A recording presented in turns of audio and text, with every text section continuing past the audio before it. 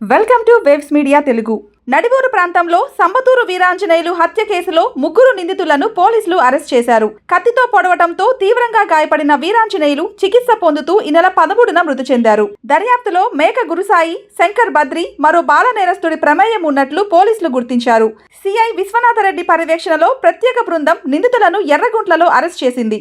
యువత చెడు స్నేహాలు, మత్తు పదార్థాలకు దూరంగా ఉండేలా తల్లిదండ్రులు ప్రత్యేక శ్రద్ధ తీసుకోవాలని పోలీసులు సూచించారు. ఈ నెల 11వ తారీఖున ఎర్రగుంట్ల మండలం ఎర్రగుంట పట్టణం నందు రైల్వే స్టేషన్ సమీపంలో ఉన్న సంబటూరు వీరాంజనేయులు అతని నివాసం వద్ద ఒక ముగ్గురు యువకులు సంబటూరు వీరాంజనేయులు అనే వ్యక్తిని పొడిచి పారిపోయినాడనే కంప్లైంట్ పైన కేసు నమోదు చేయడం జరిగింది. తదుపరి సదరు సంబటూరు వీరాంజనేయులు చికిత్స పొందుతూ ఆ పొడిచిన గాయం నుంచి తేరుకోలేక చనిపోయినట్లు కంప్లైంట్ రావడంతో హత్య కేసును కాస్త మర్డర్ కేసుగా ఆల్టర్ చేసి దర్యాప్తు కొనసాగించడం జరిగింది.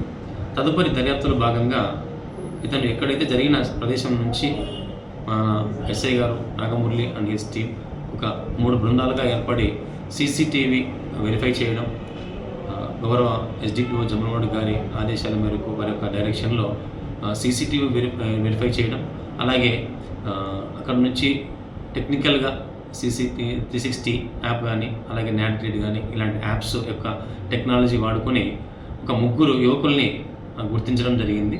అందులో భాగంగానే ఈ దినము దాంట్లో మేక గురుసాయి 20 సంవత్సరాలు, తర్వాత ఇంకొక బాల నేరస్తుని అరెస్ట్ చేయడం జరిగింది. ఈ ఇద్దరి వ్యక్తుల్ని ఈరోజు అరెస్ట్ చేయడం జరిగింది. ఇందులో పాల్గొన్న మూడవ వ్యక్తి పరారీలో ఉన్నాడు. ముఖ్యంగా ఈ ముగ్గురు వ్యక్తులు కూడా చనిపోయిన వ్యక్తికి ఎటువంటి పగ ద్వేషాలు కానీ ఏమీ లేవు. కానీ కేవలం మత్తు పదార్థాలకు బానిసైపోయి ఆ మత్తులోనే అతను అడగడం, దారి గురించి ఇటువైపు రాకూడదని అడగడము, అడిగిన వెంటనే వీళ్ళు ఆవేశపడి అతన్ని బండబూతులు అసభ్యకరంగా మాట్లాడడం, చిన్నపిల్లలు ఏంటి అసభ్యకరంగా మాట్లాడడంతో అతను కూడా కొద్దిగా కోప్పడడం జరిగింది మృతుడు.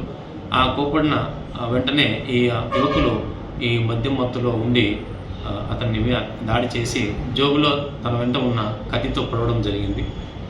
సో పేరెంట్స్ అందరికీ మరొకసారి మేము చెప్పేది ఏమంటే, యువకులు తమ పిల్లలు, ఈ ముగ్గురు యువకులు కూడా అంతా 18, 19, 20 సంవత్సరాల పిల్లలే.